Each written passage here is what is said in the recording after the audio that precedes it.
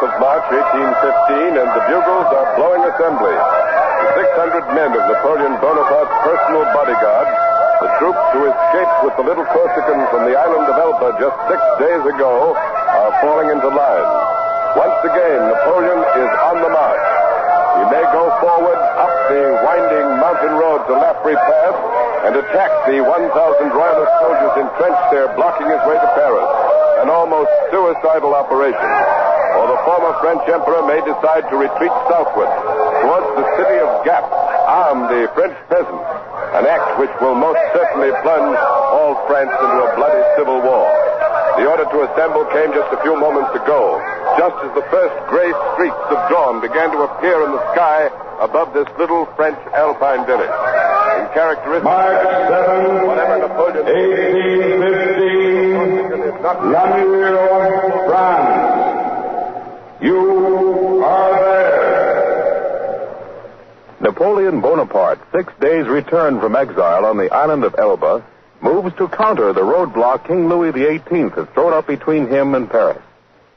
CBS takes you back 134 years to the obscure but dramatic episode which determined the fate of the little Corsican's spectacular attempt to recapture the throne of France.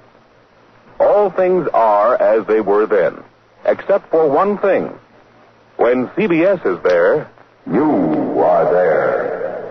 You Are There, produced and directed by Robert Louis Cheon, is based on authentic historical fact and quotation.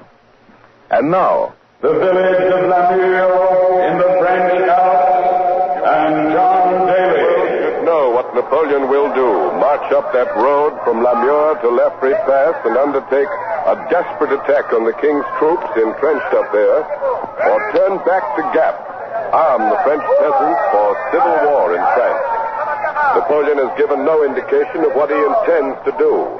Last night, when he arrived at Namur, and the scouts reported the Bourbon troops at Laffrey Pass, Napoleon immediately went into conference with his staff officers. They took over the house of the mayor of Namur. We're broadcasting from the porch of that house now, and there's been no sign of Napoleon or any of his officers all night. Outside, here in the village square, several hundred people are gathered, even at this early hour. They've come from all parts of the surrounding countryside, waiting for a glimpse of Napoleon, and an officer has just come out the door. Compliments of Marshal Bertrand, sir. He will speak with you now if you will come inside. Thank you very much. Marshal Bertrand is Napoleon's chief of staff. He was with the former French emperor on Elba all during the year of his exile. We're inside the house now, in the parlor, a typical room of a typical middle-class French provincial family, a room stuffed with overstuffed furniture. Several of Napoleon's staff officers are standing about, talking quietly, and Marshal Bertrand is approaching us now. Sir. I've been instructed by His Majesty to inform you that he shall be pleased to speak with you in a few moments. Thank you very much, Marshal Bertrand. Can you tell us what Napoleon has decided to do? May I sit down, please? I'm very weary, very tired. Please do. What was it you asked me again? What decision has His Majesty made? Which way will he go? Ahead to Laffrey Pass or back to Grenoble? I don't know. I just don't know. I presume His Majesty will tell you himself. Well, what do you think his decision will be, sir? I don't know. Well, you've been talking with the Emperor all night, Marshal. Yes, all night. Well, may we ask what you have suggested, sir? There is no harm, I suppose, in telling you. From a military point of view, I consider our position highly insecure. I believe, and I spent many, many hours last night attempting to convince His Majesty, I believe that we have no choice but to retrace our steps to Gap, consolidate our position, arm the peasants. Then, with the citizens' army, march on Paris. But won't that mean civil war, Marshal? Frenchmen fighting Frenchmen. Frenchmen? Any man who fights under the standard of the Bourbons is not Frenchmen. No. For 25 years, Louis and his followers have lived away from France. They have fought in the armies of the enemies of France. They have intrigued, plotted to overthrow the legitimate government of France and destroy the reforms, the good that has come to our people since the Revolution. No. Fighting the Bourbons would not be fighting Frenchmen.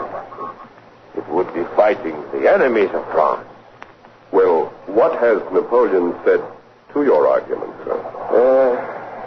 Not a word. As usual, His Majesty listens. Then makes up his own mind. Napoleon is coming down the stairs. He wears his very familiar long gray overcoat, military boots, cocked hat, and under the brim of the hat, that famous lock of hair that seems plastered to his forehead. The former emperor of the French seems to have taken another sleepless night a lot better than most of the younger officers of his staff. He's smiling, seems to be at ease, confident. He stopped for a moment to talk with Marshal d'Etrees and the other officers of his staff. Napoleon has just said something to his officers, something I haven't been able to hear, something that's brought looks of astonishment to their faces. They're all speaking at once now. I don't know what they're saying, but Napoleon shakes his head. He seems to be the only one unperturbed, but the men about him are showing every evidence of being highly exasperated, highly disturbed. Napoleon just stands in their midst, calm and confident. This is the man whose enemies thought they had buried him on Elba, as good as dead, better than dead, for to them a dead Napoleon was something that might rise up to haunt them, but a Napoleon rotting away on Elba was nothing to be afraid of, just a fat old man put out to pasture. Now here he stands again in the flesh, the man who rose from obscurity to mastery of all Europe, a strange, magnetic personality capable of inspiring men and women to intense loyalty and equally intense hatred, a man whose every act has been the subject of bitter controversy and influence for great good or great evil, depending pretty much on what point of view you take toward him. Here he is, as dynamic, as forceful as ever. His Majesty has stopped talking with his officers. He's coming this way now. Monsieur, you are no doubt wondering why I have agreed to speak with you at this time. The people of America are intensely interested in anything you have to say, sire. Yes, I am well aware of that.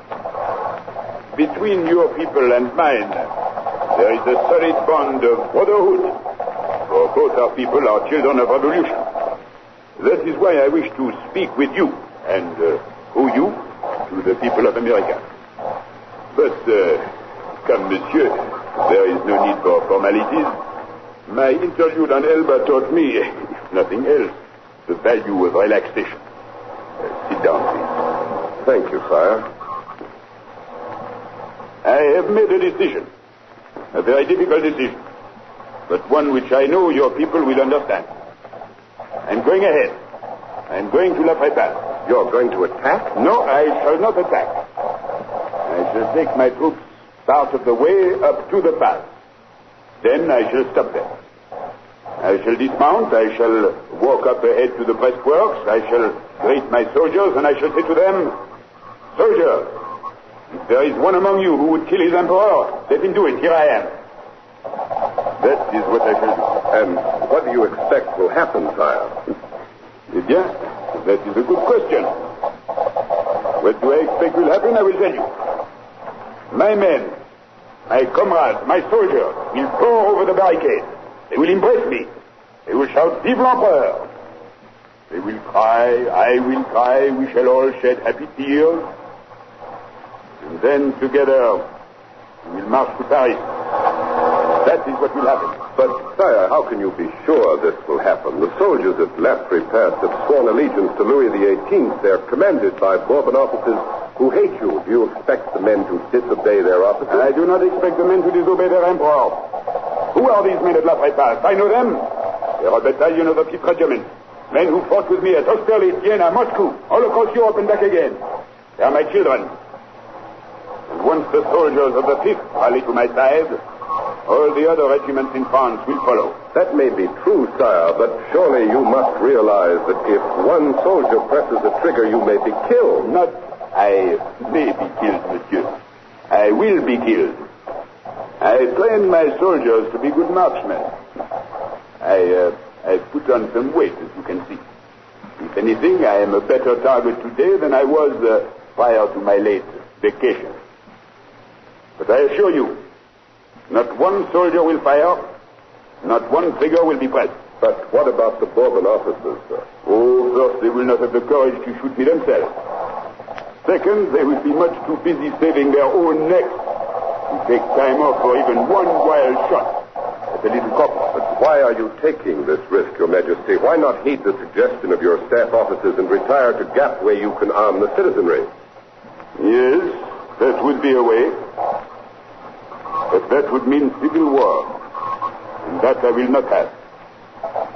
If I am to take my place again on the throne of France, I must be placed there as I was once before, by the free, the unanimous choice of the French people and the French army. If blood must be shed, the blood must be mine and mine alone. I hope the people of America will understand this. I know they will. Thank you, sire. Napoleon has risen and is once again talking to Marshal Bertrand. Now the two men are walking, the other staff officers following them to the door. The sentries have thrown it open. Napoleon has gone out onto the porch. We're following him, and the little Corsican has been greeted by his soldiers and by the people gathered here in the village square. Napoleon has raised his hat. He is smiling at the warmth of their welcome. The people are shouting, "Vive l'Empereur!" And now a little girl has run out from the crowd. She has a bouquet of flowers in her hand, and she offers them to Napoleon. The little Corsican reaches down, has taken the flowers, gives them to Marshal Bertrand, and now he lifts the little girl up in his arms and is kissing her on both cheeks. The child is laughing happily. The crowd is relishing this little scene, and even the soldiers in the ranks are smiling. Napoleon has set the little girl down now. He turns to the mayor of Namur, who is on the porch with him. The former French emperor is thanking the mayor of this small village for his hospitality. The mayor bows and beams. This certainly is a day he won't forget. One of Napoleon's aides has brought up a white charger, and now the little Corsican swings into the saddle. He spurs the horse gently, and now he moves out toward the head of the line. Marshal Bertrand, also mounted, rides a few paces behind, and after them the other staff officers. Napoleon has halted his horse. He wheels around, raises his hat once again to the cheering people. Bertrand has raised his arm and motions the troops forward.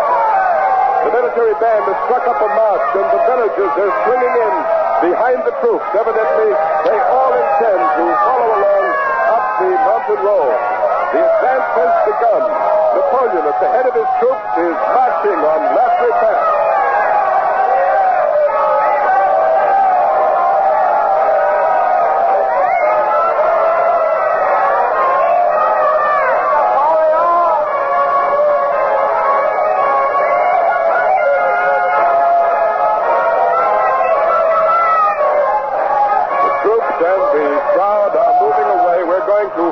With them. In the time it takes for Napoleon to climb this rugged mountain road to the summit, to Lafayette Pass, we will know whether or not his return from Elba will lead him to triumph or defeat, perhaps death.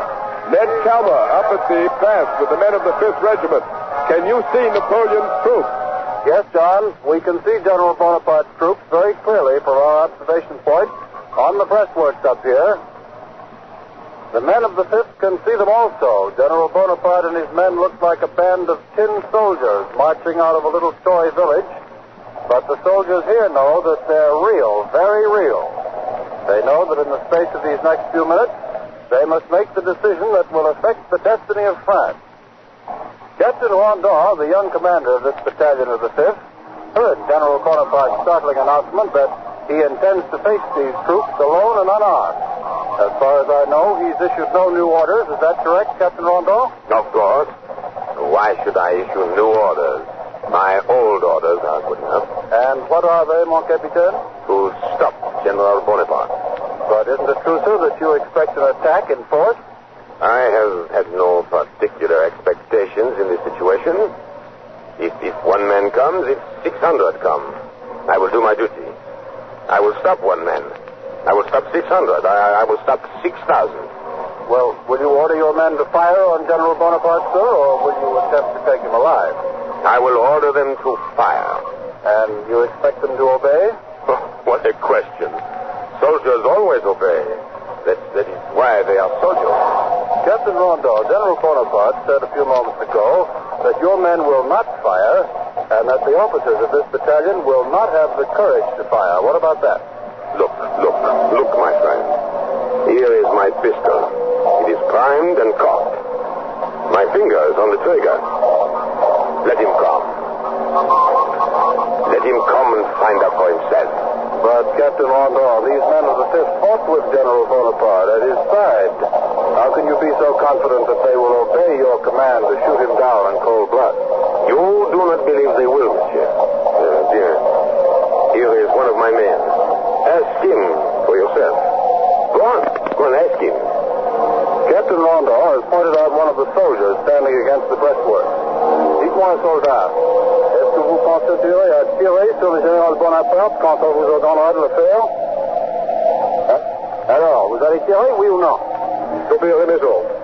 I just asked the soldier in French if he will obey the order to shoot General Bonaparte, and he answered, his exact words were, I will obey orders.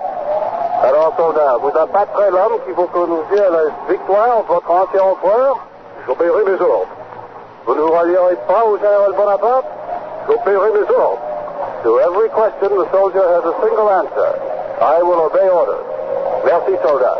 You see, monsieur, my men are good soldiers. They will obey orders. And also, they are good Frenchmen.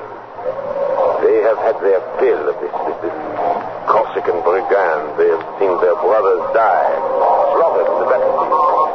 Victims of General Bonaparte's insane thirst for power and glory. France has had enough of this butcher. Enough. I thank God that I shall be the man privileged to order his death. Thank you, Captain Rondeau. Down here below us on the road that winds up from La Mure, General Bonaparte's troops and the people following them have passed behind a ridge. For the moment, they're hidden from sight. But we know they're coming, and as soon as they come within range, we'll return you to John Daly. Now, we take you across the waters of the Mediterranean to the island of Elba. Ken Roberts reporting. Here on the island of Elba, in a sitting room of the tiny palace at Porto Parejo, Napoleon's home and headquarters during his year of exile, is Napoleon's mother. Madame Bonaparte confesses to her 65th year, but she has the spirit and the energy of a person half that age. Certainly, Madame Bonaparte is one of the most extraordinary women in history. She has seen 3 of her sons become kings and one of her daughters a queen. She has seen the rise and the fall of the house of Bonaparte, and all who know her agree that she has taken the good and the evil with unmatched dignity and honest humility. Now, with her son marching toward his most fateful hour, she is still the same proud head of the house of Bonaparte. Madame Bonaparte, your son is taking a terrible risk. Why is he doing it? Why is he so sure that the soldiers of the 5th will not fire upon him? My son? Napoleon? No. You will not be harmed by the soldiers of France. They love Napoleon. They have called him to come back. They need him like they cannot do without him. Why do you say the soldiers have called him back, Madame Bonaparte? Did your son ever receive any official invitation from the French army to return to France? Official? Is there anything more official than the voice of France crying out in agony? Official. Everyone who came here to see Napoleon, they told him of the suffering of the people. So much taxes. The king takes away their land and gives it to the aristocrats. The secret police make everybody afraid. Napoleon, he looked across the water to France, and he cried. I have never known my son to cry before. Official invitation. Napoleon had to go back. France needed him back. Your son's enemies have declared that if he should succeed in regaining the throne of France, he'll throw all Europe into war in his attempt to reestablish his empire. No. That's not true. Napoleon has had enough of glory of empires, enough of war. Now he wants only peace. He'll stay in France, and he will govern wisely under a new constitution. He has told me the people will be free. You shall see. France shall have peace and freedom. Thank you, Madame Bonaparte. John Daly at Lafayette Pass reports that Napoleon is well on his way to the summit. As soon as he arrives, we'll interrupt our broadcast. Now we take you to Vienna and Don Hollenbeck. Here at the Palace of Schönbrunn, news headquarters for the Congress of Vienna, the representatives of the great powers that defeated Napoleon and sent him to Elba are remaking the map of Europe. Prince de Talleyrand is with us. Prince de Talleyrand, the former Minister of State for General Bonaparte, at present Minister of Foreign Affairs for the Bourbon King Louis XVIII, and the representative of France at this Congress. Monsieur de Talleyrand, you've known General Bonaparte a long time. You were one of his closest advisors. Why do you think he's risking everything on what you might call a single throw of the dice? Oh, it is obvious, my good friend. Consider the Corsican as it truly is. An egomaniac. Then it all becomes as clear as the crystal in this glass. Denied the death of a hero on the battlefield, he now seeks the martyrdom of a hero. In a setting he thinks most proper for his dramatic action. You believe, Monsieur de Talleyrand, that General Bonaparte's return from exile is merely a prelude to suicide? But of course, certainly. And you also think the soldiers will fire on him? Oh, I'm indifferent to what the soldiers do. It does not matter. If they fire, well and good. Exit General Bonaparte. If they do not, then it is possibly may go to Paris. He may even seat himself on the throne. For a brief moment. But then what? Surely he has not lost his exquisite sense of judgment so far that he does not understand that sooner or later all Europe will rise up against him and break him with the ease with which I break this glass. Yes, monsieur. This is suicide. Suicide at Lafayette Pass or somewhere else later on. But suicide on a Napoleonic scale.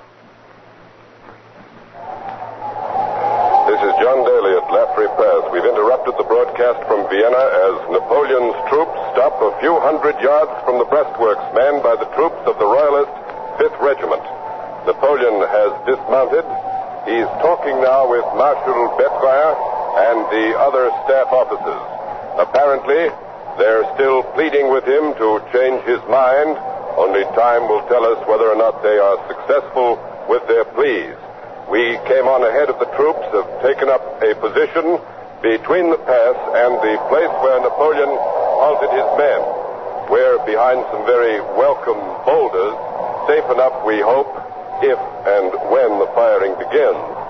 The people who came up with Napoleon have scattered onto the sides of the road behind the troops, have taken shelter, as it were, on the sides of the mountain and will probably stay there until some decision has been taken by Napoleon and his staff, still busily talking. No, Napoleon is walking up the road now. He's left his officers and is striding slowly up the rock-strewn path that cuts through the mountain, up to Lafayette Pass. A frozen silence has come to this brutally bare chasm high in the French Alps, and all eyes are on that lone figure. It's an incredible moment, a moment charged with drama and tension. The former French emperor, alone, unarmed, walking squarely into the guns of the men who once fought under his eagle. Napoleon risking his life, risking everything on his belief in the loyalty the love of these men who are his old soldiers who have fought with him for many years across the face of Europe. He is now in range of their guns, but not a shot has rung out. Ned Kelmer up with the Royalist troops. Is Captain Rondon given the order to fire? No, John, not yet. Not yet. The soldiers are leaning against the breastworks, every musket aimed at Napoleon. Captain Rondon is watching the little figure of Napoleon as he comes closer and closer. He must be waiting for a point-blank range. Napoleon is now within 100 yards of the breastworks, perhaps less, and he himself has told us that these old troops of his are good shots. He still strides slowly on, his long gray coat sweeping the road, his right hand in that characteristic gesture tucked inside his coat across his chest. Napoleon is still going on. He doesn't stop. He's going on ahead, closer, ever closer to those muskets, pressing on as if he were determined to walk right through the pass itself, over the breastworks, and right into Paris. But now he has stopped. Napoleon has stopped, and he's speaking to his troops.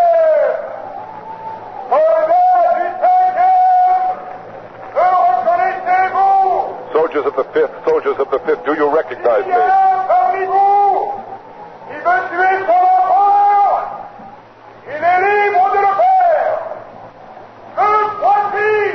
If there is one among you, he says, who wishes to kill his emperor, he is free to do so.